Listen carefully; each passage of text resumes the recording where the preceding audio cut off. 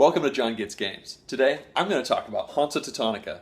This is a game of intense player interaction, skill upgrading, and lots of ways to get victory points. First, I'll explain how to play the game, and then I'll talk a lot about what I think.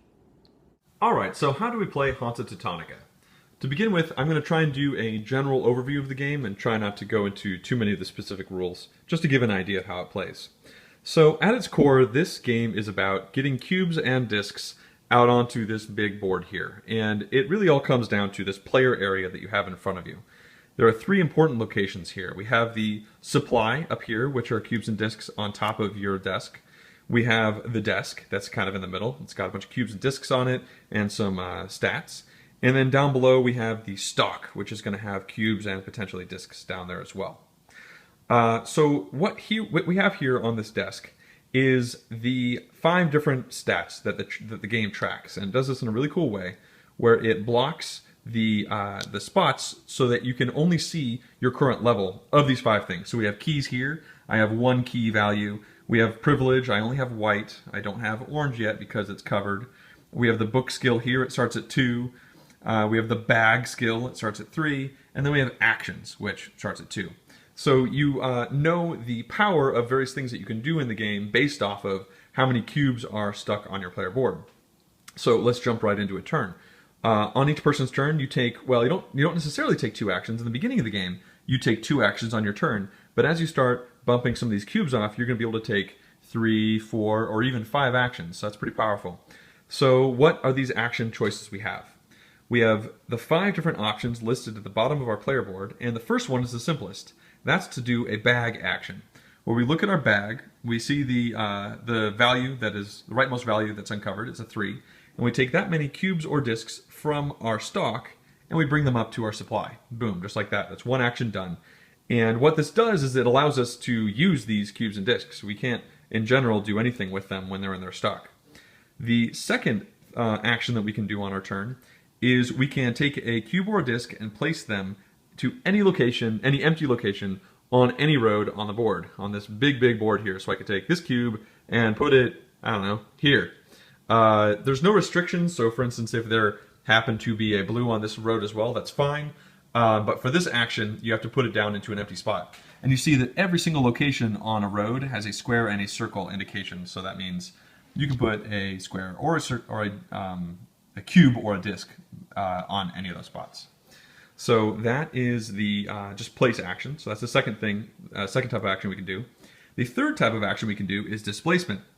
This little iconography is a little confusing, so I'm just going to do an example. This is where we want to be in a spot that has an opponent's cube or disc. So in this case, let's say I'm like, I really want to complete this road. Maybe I already had this piece out here, and now I really want to fill this road in. So I take a piece from my supply, and I bonk that disc out. But it's not just as easy as that. To do that, first of all, blue is now going to need to relocate. But in order to do that, in order to bump a cube, I have to pay a penalty of a cube or a disc from my supply into my stock because it was a cube. If it had been a disc, then you increase the penalty by 1. So when you bump a cube, the penalty is 1. When you bump a disc, the penalty is 2. And so let's say I bumped this cube, I already paid that penalty down here, and now I get that spot, and blue is kind of floating out here.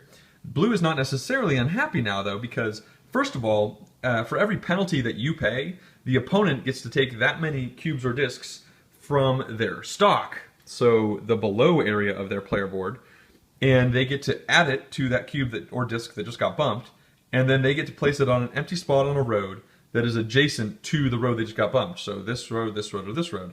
So they might go down here and boom, they just completed an entire road themselves by the act of being bumped. They may not be super jazzed about it, but they get that bonus. And of course, if you bump a disc, then they move the disc and they pull 2 out of their stock. So discs are much better at planting and blocking locations on the board because they're expensive to bump. So that is the third thing that we can do on our turn. The fourth thing that we can do on our turn is to do a book action. So we look at our book area of the board, and we see that the value right now is 2. What this means is we can magically teleport 2 cubes or discs from any empty road spot to any empty road spot on the board. So I could just, could take these two and I could put one down here and one over there. I could do whatever the heck I want. In this case, I don't want to do that for the case of the fifth action, but the book is just teleportation, and as you can see, you can get up to 5, which means you can really just suddenly move cubes all over the place, but they have to be on the board already. So the fifth action that we can take on our turn has to do with completing a road segment. So in this case, we've completed this road segment here, and for an action, we pull the cubes off, and at this moment, a couple things happen. The first thing that happens is if there was a little bonus disc associated with that road segment, see the little arrow was pointing at it, then I would get to take that little bonus disc and usually kind of put it off to the side in my player area, and I'll explain that in a little bit. Also, I usually draw a new one from the stack, and I put it in my hand. I don't look at it, I just put it in my hand to remind myself that I have to put a new one out. And then, now I have these cubes in my hand. So they come back to the stock, except one of them potentially could remain. So I pulled them from this spot right here, which means I could put one of these cubes from that road either on this city or on that city. Notice that they are square locations, so that means only cubes can go there. As you can see down here, some cities have circular locations, so only discs can go there. And you'll see the colors. So we have a white square and a black square. Well, that has to do with the privileges. Look at this, the privileges all the way down here, very hard to get to. And I haven't even explained how to get these yet, but I will in just a minute. So in this case, when I pulled up this road segment, I could put this cube here or here, and that's pretty cool. The third thing that could happen would only happen if we had pulled up a different type of road segment. First things first though, if for instance, let's pretend blue had already had this city occupied when I pulled these cubes up. This is where victory points start to come into play. Whenever a road is completed, whether or not you actually place a cube down or whatnot, every player who has control of a city that's adjacent to that road is going to get a victory point for that. So in this case, blue would get a victory point for me pulling this up, even if I don't place a cube down. And if I did put a cube down here, then any future time that this road is completed, well then red and blue would both get a victory point. So that's one thing to keep in mind. The last thing that can happen when you pull up a road segment is there are 5 special cities on the board. I'm going to back out right here. We've got this city right here with a scroll and a horse guy with a little letter on it that looks suspiciously like the actions. We've got this guy over here who's holding a key, also suspiciously similar. And then we got a guy over here with a bag. We got a guy over here with a table and a bunch of privileges on it. We got a guy over here who's reading a really big book. So these 5 locations are the spots where you can start to upgrade your player board. So if I had pulled the cubes off of this location here, since it's adjacent to the city that is associated with the guy who does the actions, then as a alternate option, instead of placing a cube down into a city, I put all of them down into my stock, and now I get to upgrade that action. So if I did this one right here, I would take the leftmost cube from the actions area, put it into my supply, and boom, I have a third action, even on this turn, and going forward through the rest of the game. So this is how we make our different actions better. If you look down at this board, as you get the bag action better, I mean, if you do it 3 different times, you're going to be doing complete. That means you just always take everything that's in your stock and you pull it up here. So this is really important. It makes these individual little actions better by just improving how effective they are, and privilege unlocks a whole bunch of new spaces on the board you can play. I'm going to talk about these little discs real quick. First of all, I would have, this one that was in my hand, at the end of my turn I would have revealed it and then placed it somewhere else on the board. It has to be on a road that doesn't have any cubes or discs on it already, and I'd probably put it next to a city that I control so that when someone takes that, then I'm going to get victory points. So there are 5 different types of bonus chits. I'm just going to talk about them real briefly. This one, it's a one-time use, you get 3 bonus actions. This one just automatically upgrades one of the things on your desk, so that's awesome. This guy right here lets you build cities kind of to the side, or little offices and cities to the side. I'm not going to go into the details of that. This guy lets you swap positions in cities. Actually, I'm going to explain that real quick. Let's pretend that blue had awesome privilege and we were both in this city here. The person who controls a city is the person who has the most cubes, and if there's a tie, in this case, it's the person with the rightmost. So this little chip right here lets you swap 2 cubes in a city. So I could burn that disk to do that, and now I control the city. So pretty important, and all these are one-time uses. And then finally, this one right here, it's just a dick move tile. It just you remove 3 cubes or discs from anywhere on the board back to those players' supplies. So there's no like displacement. They don't get any bonus. It just removes them from the board. All right, so let's talk about how we win this game, or how the game ends. There are technically 3 different ways that the game potentially can end. Realistically, there are 2. The first way the game ends is kind of funky. We see the score track. This is all like a deep red, and then the 20 mark is black, and then the rest of the track is kind of different. That's because once any player reaches 20 in-game points, so you know when you pull these cubes off and they're next to different cities, once any player hits 20 in-game points, the game ends immediately. And so that's one way that the game ends, and then there's going to be lots of bonus points at the end of the game. The second way the game ends is once all of these bonus discs right here have been used, placed on the board, and you go to grab a new one, it's not there, boom, the game's over. The third way the game ends, I have never seen get even close, but I put it out here just for kicks. It's this little complete building track. This shows you the number of cities that are completely maxed out with cubes. If you get to 10, then the game ends. I've never seen it get anywhere even close to that, even with a 5-player game. So, all right, so the game is over. How do we get all these big points? How do we win this game? The first thing is we get 2 points for every city we control, so swapping control is a very big deal. But the biggie is over here, this key area right here. We see it starts with a value of 1, then goes to 2, 2, 3, and 4. And this is a multiplier for the size of your biggest network. Real quickly, if I was to just, let's see, put a cube here, and put a cube here, and put a cube here, and let's put another cube here. And so the largest network is the largest number of cities that are connected by one road that have at least one of your cubes in it. You don't necessarily have to own it. And you just count the number of offices in that area. So offices are cubes or discs.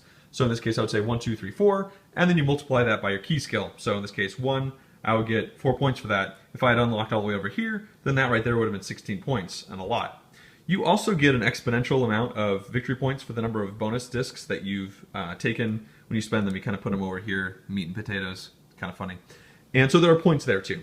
So there are lots of different little ways to get points, but really it's all about making points in the middle of the game and then cashing out really big points at the end and making your actions as efficient as possible.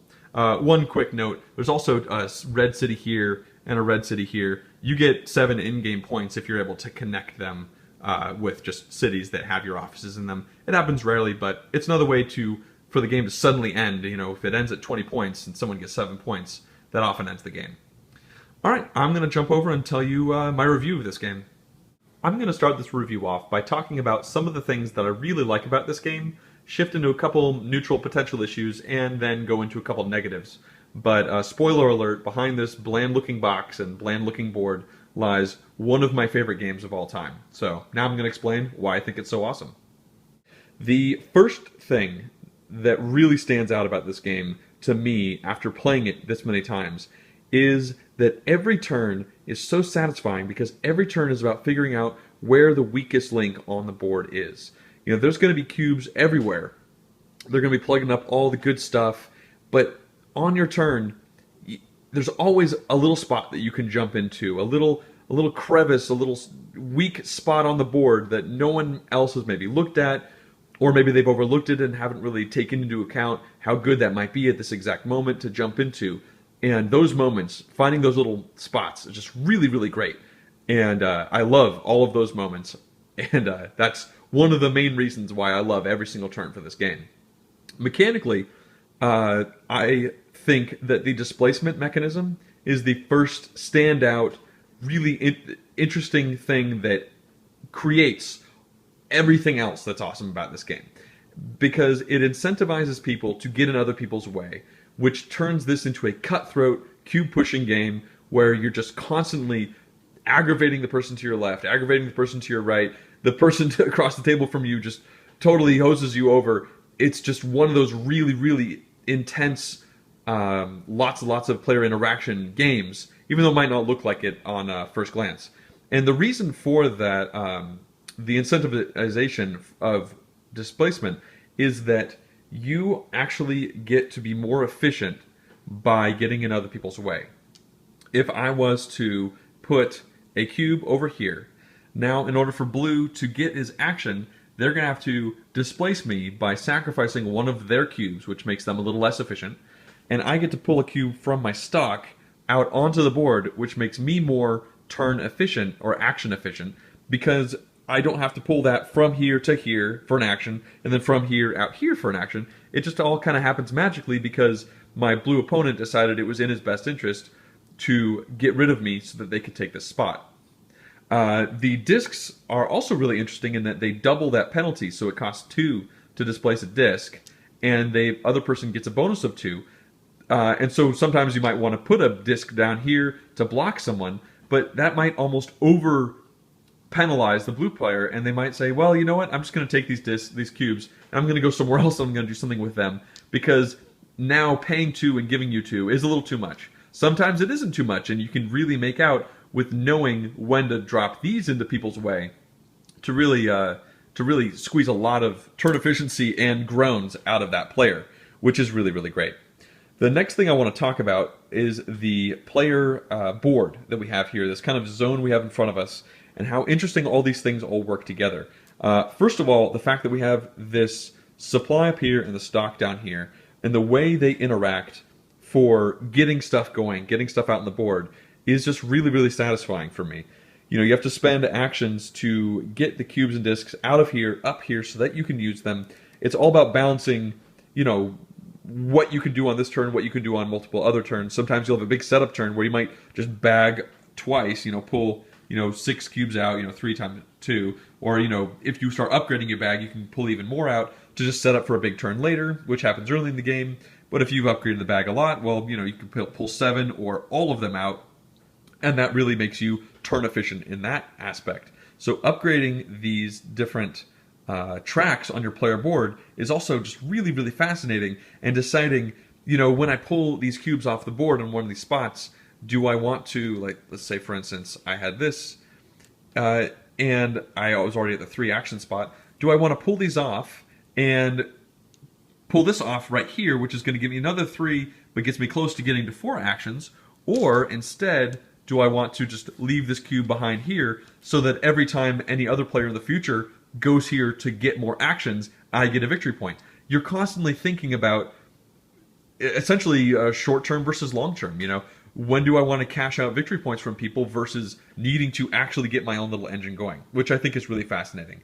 It's also very interesting the way you can actually start to really dry up on cubes and discs in the mid-game if you are not making sure you're at least unlocking some stuff, because you start to lose the cubes because they get locked out on the board in the different cities, and you could get to the point where you desperately need to unlock cubes and discs from these different spots on the board from your player board, because it puts them into your system so that you can use them, which is a very interesting kind of side mechanic that I didn't notice for the first several games I played. But I think that's really, really interesting. I also love this book mechanic. It's completely themeless. I'll get to that later. But being able to teleport your cubes from one location to another part of the board lets you, well, first of all, you know, if you get displaced from a spot, you know, blue bumps me off and I get this bonus, I could put these cubes here, and on my next turn for 1 action, I could take these and put them elsewhere. I could put one over here, one over there to block 2 different people, or I could take these plus another one somewhere else and fill up an entire road of 3, as long as, you know, I had gotten that many book locations. And most of the road locations on the board are just 3 long. It's really great because this game is completely open knowledge. You know what everyone has, they know what you have, and so you're trying to sneak around and get things done, and having the book action allows you to, you know, spend a turn where you might just kind of plunk down some cubes in some spots to try and just kind of get in people's way, and on a following turn, spend an action to pull all of them into one big masterstroke move, and you place them down here, and you pull them up to put an office in the central city, and, you know, you're going to get a lot more points for that kind of stuff. So it's really interesting being able to try and obscure what you want to do by putting cubes in other places, getting in other people's way in the process, like I talked about earlier, and then being able to do your big turn by just kind of teleporting your cubes around. So you're blocking people, and people are blocking you. But going back to the first thing I said, using those teleports, you can jump at the weakest link that happens to have opened up on your turn. Really, really interesting. The last thing I want to mention as far as things I really love about this game is that it seems like all the victory paths are relatively balanced, and it seems like the upgrade paths are also relatively balanced. You know, at first glance, it seems like, oh, you have to get more actions. That's obviously the best action, the best thing out here, but that's not necessarily true. You know, being able to pull more cubes out of the stock and put them in the supply means you have to do it less often, which is going to effectively generate you more turns, more actions as the game goes on, because you have to spend less actions doing the bag. So people might be clogging up the actions, and you might go over here to get some bag skill. There are other ways that these things all seem to kind of balance out, and you know, I've played this game 21 times, and it really seems like they are all relatively viable. I mean, the key thing, it doesn't give you any in-game engine building, but if you jump on the key early in the game when no one is thinking about endgame points, you could get it relatively easily. There's not going to be much competition. But late game, this is just constantly it usually has like at least 3 player colors in here, and it's just constantly locked down because people desperately want to double their points by just being able to pull that off once. Well, if you do that early in the game, then you're just sitting pretty because you did that when it was easy. So that's again could have been a weakest link in the early game. So really, really interesting the way all that works out.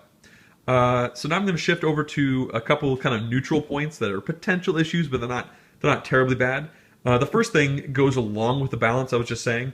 The only caveat to that is every player really needs to get this third action, and they need to get it as soon as possible. You just cannot win the game with 2 actions. I've seen someone try it a couple times. It just doesn't work. You can easily win the game with 3 actions. You don't need to get to 5 actions. In fact, I've many times seen a 3-action person beat a 5-action person. But getting to this third action, being able to pull this off the first time, is really, really crucial. And that's a little less interesting than I'd like. I almost wish the game just started at 3 actions and just went from there, because that's viable and gave people other options, but it doesn't. And so what that means is that kind of leads into the second kind of neutral potential issue I have about this game, and that is that the first turn feels very scripted. Almost every time I play is that the first player will put their 2 cubes down. I'm going to get rid of these over here. They'll put 2 cubes down on the action track because the action track really is very important. The second player will put down 1 cube here, and then probably put the other cube either on the track that has the remove 3, because I didn't mention before, but this is always one of the starting 3 bonus chits on the board, or they would put it over here on the bag, so that's a slight differentiation. And then the third player will always kind of like take the other 2 spots. I mean, always is a bit of an overstatement, but this is pretty much the way the first turn always goes. And the second turn, the blue player will almost always displace the green, who will then go to the keys, and then the blue player will pull this up to get that action, and then the second player will rush in. And just the first 2 to 3 turns are very samey every single game I play, but once you get to like the 4th turn, it really branches out, and it's just awesome. So that's not a terribly big deal, but it's definitely a thing. The next thing that I'd like to mention, I didn't actually specifically talk about this when I did the rules, is that there are 2 different boards for this game. There's this board here, which is for 2 to 3 players, and then there's also this board over here on the backside, which is for 4 to 5 players.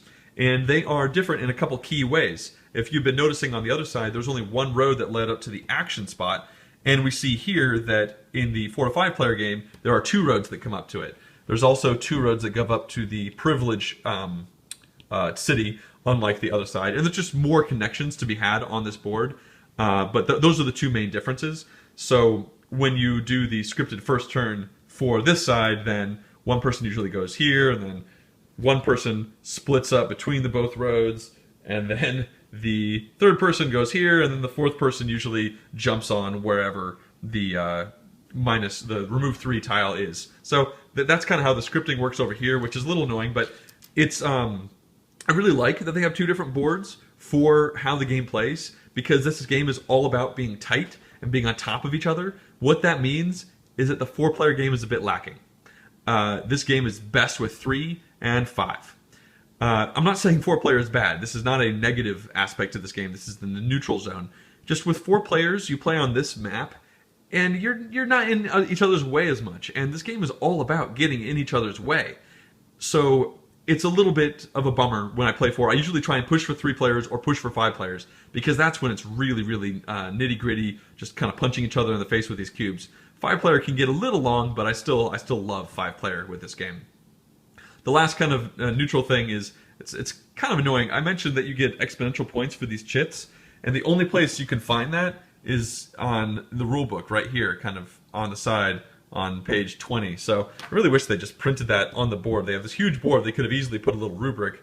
This whole track here for ending the game is pretty much pointless in my opinion, so that's a little annoying. Anyway, now I'm going to shift into the negatives that I have for this game. And the most prevalent negative for this game is that the 2-player game is terrible. It's got some extra pieces and like a pawn and some guard tokens. It's totally slapped on. It's totally bad.